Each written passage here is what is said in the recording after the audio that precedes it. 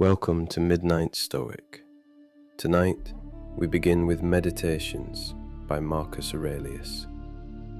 Book 1. Take a deep breath.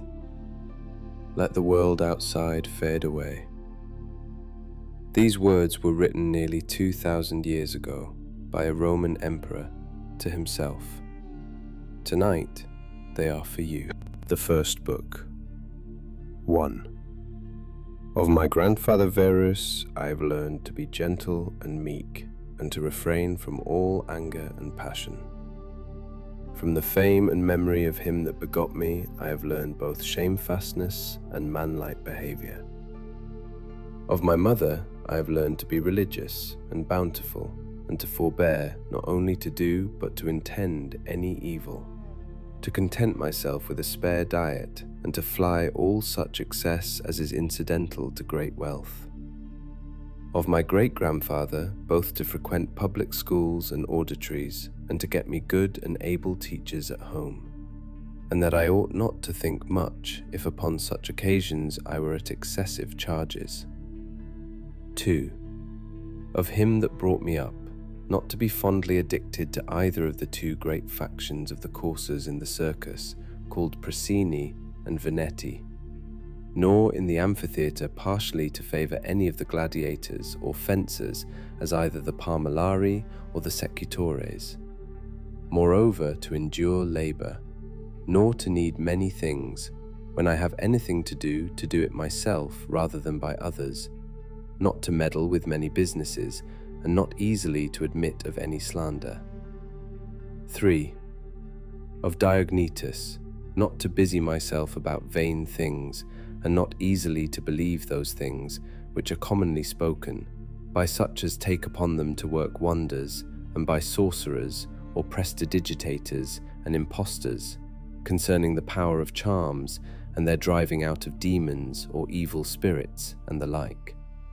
Not to keep quails for the game, nor to be mad after such things. Not to be offended with other men's liberty of speech, and to apply myself unto philosophy. Him also I must thank, that ever I heard first Bacchius, then Tandasis and Marcianus, and that I did write dialogues in my youth, and that I took liking to the philosopher's little couch and skins, and such other things, which by the Grecian discipline are proper to those who profess philosophy. 4. To Rusticus I am beholding that I first entered into the conceit that my life wanted some redress and cure, and then that I did not fall into the ambition of ordinary sophists, either to write tracts concerning the common theorems, or to exhort men unto virtue and the study of philosophy by public orations, as also that I never by way of ostentation did affect to show myself an active, able man for any kind of bodily exercises, and that I gave over the study of rhetoric and poetry and of elegant, neat language, that I did not use to walk about the house in my long robe, nor to do any such things. Moreover, I learned of him to write letters without any affectation or curiosity, such as that was, which by him was written to my mother from Sinuessa, and to be easy and ready to be reconciled, and well pleased again with them that had offended me, as soon as any of them would be content to seek unto me again. To read with diligence, not to rest satisfied with a light and superficial knowledge, nor quickly to assent to things commonly spoken of, whom also I must thank that ever I lighted upon Epictetus his Hypomnemeter, or moral commentaries and common factions, which also he gave me of his own. 5.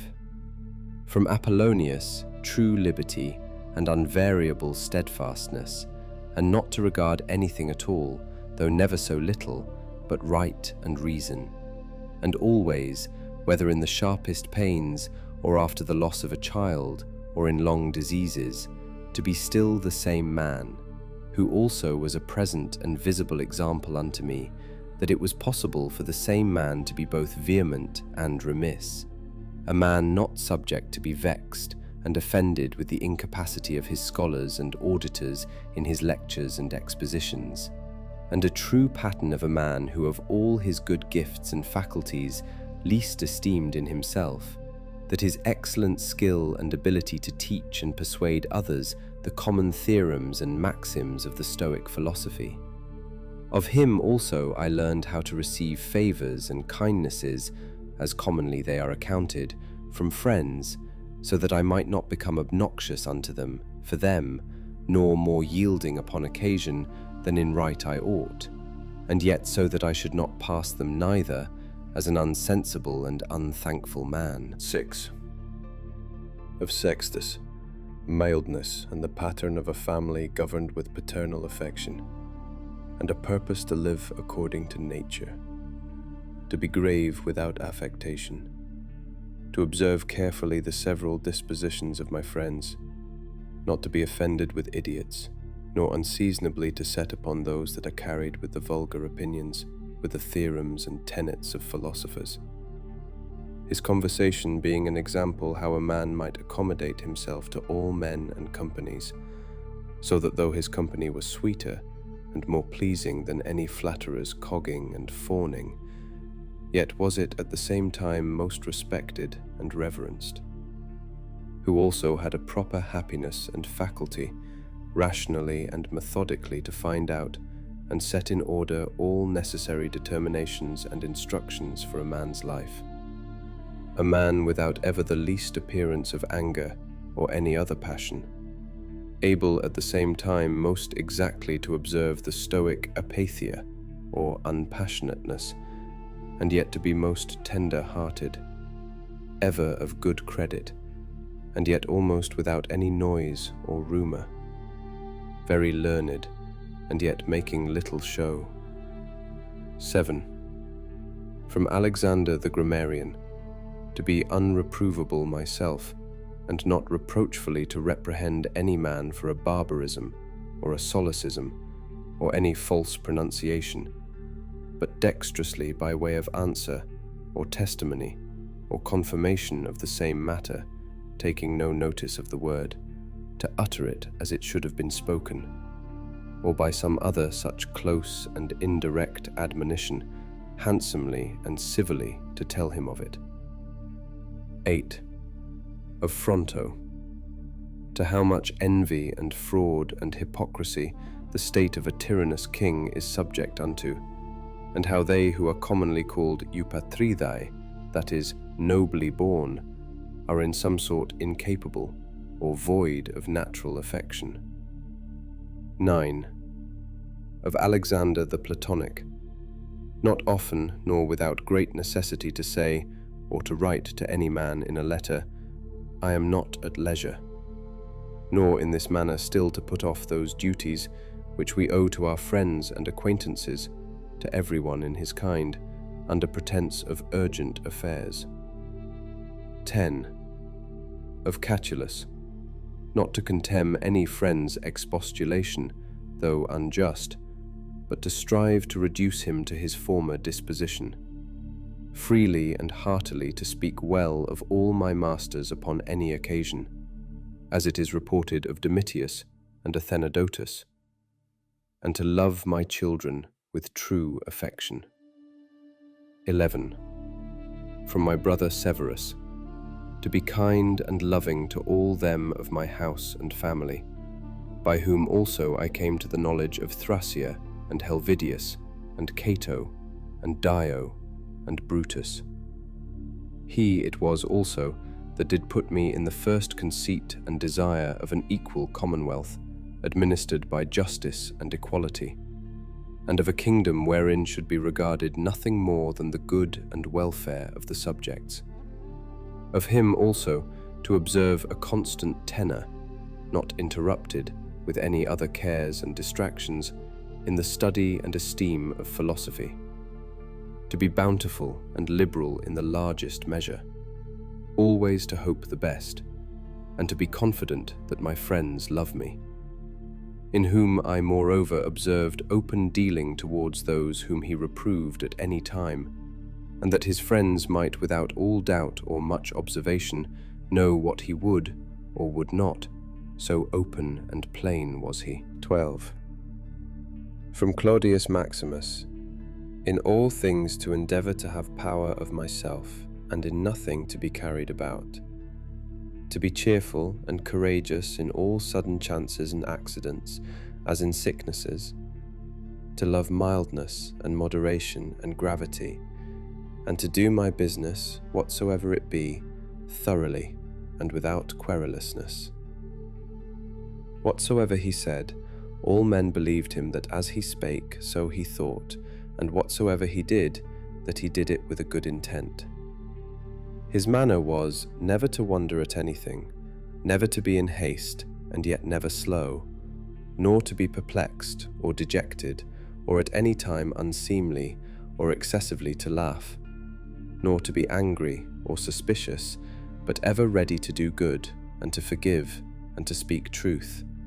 And all this, as one that seemed rather of himself to have been straight and right, than ever to have been rectified or redressed. Neither was there any man that ever thought himself undervalued by him, or that could find in his heart to think himself a better man than he. He would also be very pleasant and gracious. 13th. In my father I observed his meekness, his constancy without wavering in those things which, after a due examination and deliberation, he had determined. How free from all vanity he carried himself in matter of honour and dignity, as they are esteemed. His laboriousness and assiduity, his readiness to hear any man that had aught to say tending to any common good. How generally and impartially he would give every man his due, his skill and knowledge when rigour or extremity, or when remissness or moderation was in season.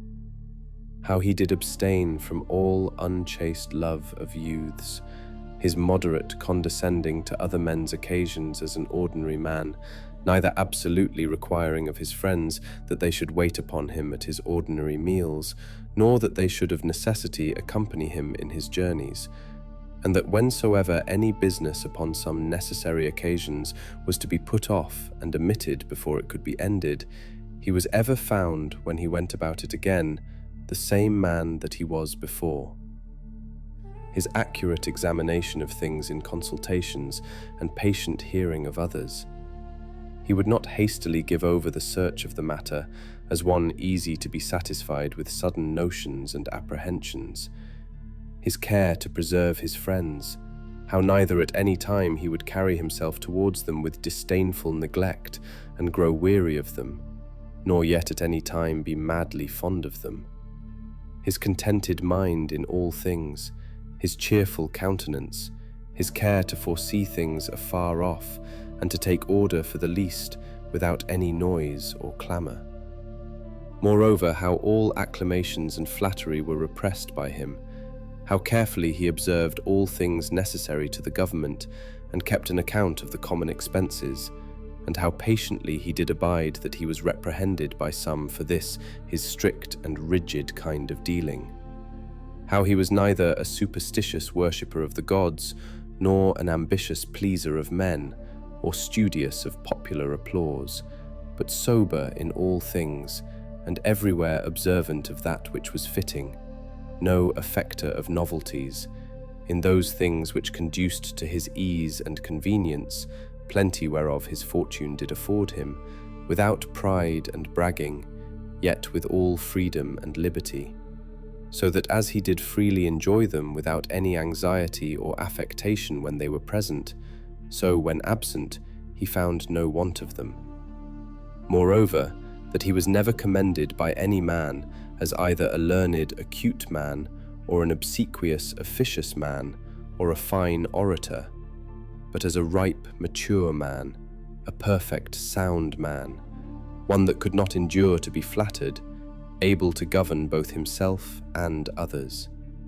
Moreover, how much he did honour all true philosophers, without upbraiding those that were not so, his sociableness, his gracious and delightful conversation, but never unto satiety, his care of his body within bounds and measure, not as one that desired to live long, or over-studious of neatness and elegancy, and yet not as one that did not regard it, so that through his own care and providence he seldom needed any inward physic or outward applications, but especially how ingeniously he would yield to any that had obtained any peculiar faculty, as either eloquence, or the knowledge of the laws, or of ancient customs, or the like, and how he concurred with them in his best care and endeavour that every one of them might in his kind, for that wherein he excelled, be regarded and esteemed.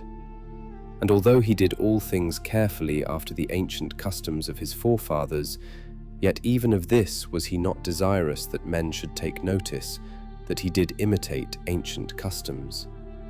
Again, how he was not easily moved and tossed up and down, but loved to be constant, both in the same places and businesses, and how after his great fits of headache he would return fresh and vigorous to his wonted affairs. Again, that secrets he neither had many nor often, and such only as concerned public matters.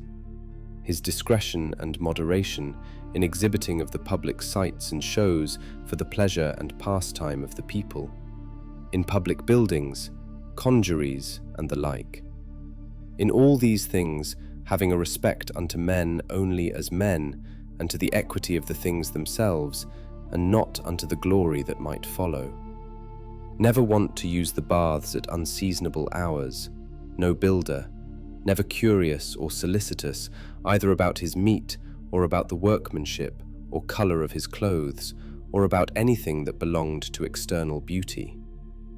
In all his conversation, far from all inhumanity, all boldness and incivility, all greediness and impetuosity, never doing anything with such earnestness and intention that a man could say of him that he did sweat about it, but contrariwise, all things distinctly, as at leisure, without trouble, orderly, soundly, and agreeably. A man might have applied that to him which is recorded of Socrates, that he knew how to want, and to enjoy those things in the want whereof most men show themselves weak, and in the fruition intemperate, but to hold out firm and constant, and to keep within the compass of true moderation and sobriety in either estate, is proper to a man who hath a perfect and invincible soul, such as he showed himself in the sickness of Maximus. 14.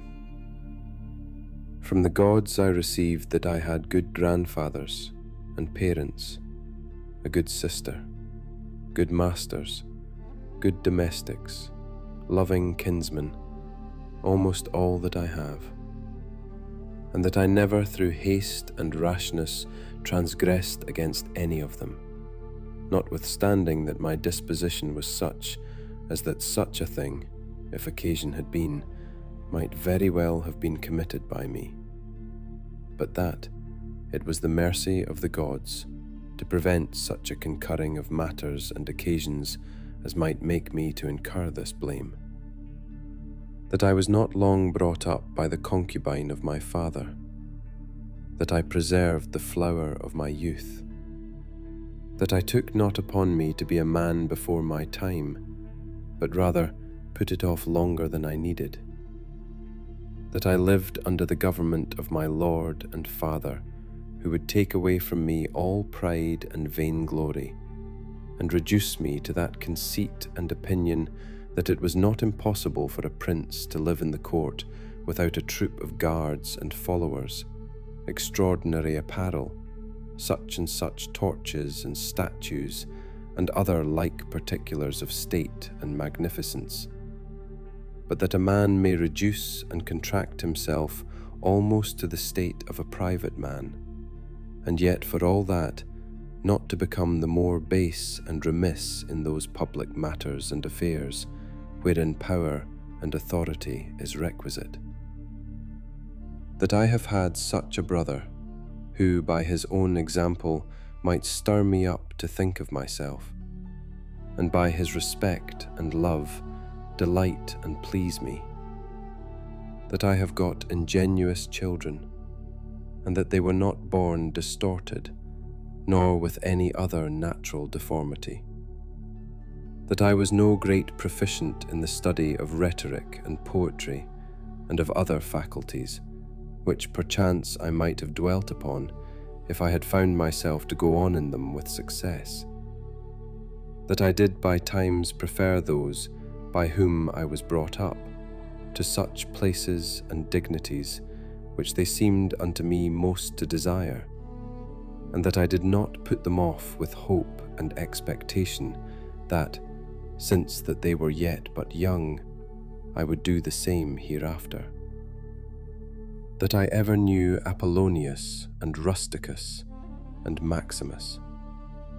That I have had occasion often and effectually to consider and meditate with myself concerning that life which is according to nature, what the nature and manner of it is, so that as for the gods and such suggestions, helps and inspirations as might be expected from them, nothing did hinder, but that I might have begun long before to live according to nature, or that even now that I was not yet partaker and in present possession of that life, that I myself, in that I did not observe those inward motions and suggestions, yea, and almost plain and apparent instructions and admonitions of the gods, was the only cause of it.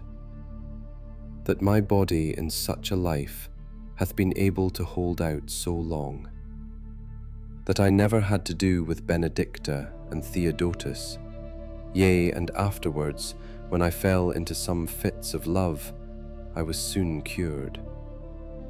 That having been often displeased with Rusticus, I never did him anything for which afterwards I had occasion to repent. That it being so that my mother was to die young, yet she lived with me all her latter years. That as often as I had a purpose to help and succour any that either were poor or fallen into some present necessity, I never was answered by my officers that there was not ready money enough to do it, and that I myself never had occasion to require the like succour from any other. That I have such a wife, so obedient, so loving, so ingenuous. That I had choice of fit and able men to whom I might commit the bringing up of my children. That by dreams I have received help, as for other things, so in particular how I might stay my casting of blood, and cure my dizziness, as that also that happened to thee in Cacheta, as unto Chryses when he prayed by the seashore. And when I did first apply myself to philosophy, that I did not fall into the hands of some sophists, or spent my time either in reading the manifold volumes of ordinary philosophers, nor in practicing myself in the solution of arguments and fallacies, nor dwelt upon the studies of the meteors and other natural curiosities. All these things without the assistance of the gods and fortune could not have been. 15.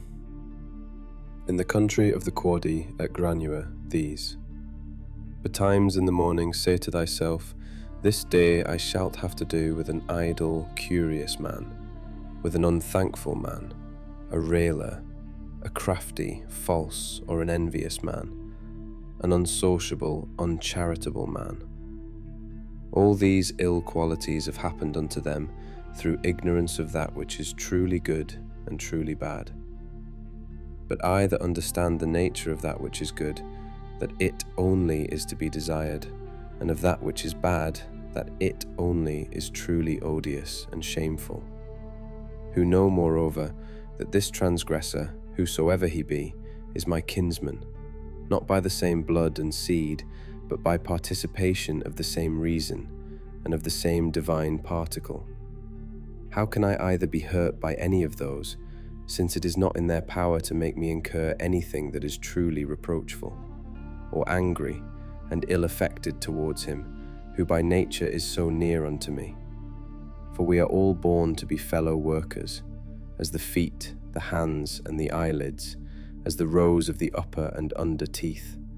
For such, therefore, to be in opposition is against nature. And what is it to chafe at and to be averse from, but to be in opposition? 16. Whatsoever I am is either flesh or life, or that which we commonly call the mistress and overruling part of man, reason. Away with thy books, suffer not thy mind any more to be distracted and carried to and fro, for it will not be, but as even now ready to die, think little of thy flesh, blood, bones, and a skin, a pretty piece of knit and twisted work, consisting of nerves, veins, and arteries. Think no more of it than so. And as for thy life, consider what it is, a wind, not one constant wind neither, but every moment of an hour let out and sucked in again. The third is thy ruling part, and here consider, thou art an old man. Suffer not that excellent part to be brought in subjection and to become slavish. Suffer it not to be drawn up and down with unreasonable and unsociable lusts and motions, as it were with wires and nerves. Suffer it not any more, either to repine at anything now present, or to fear and fly anything to come, which the destiny hath appointed thee. 17.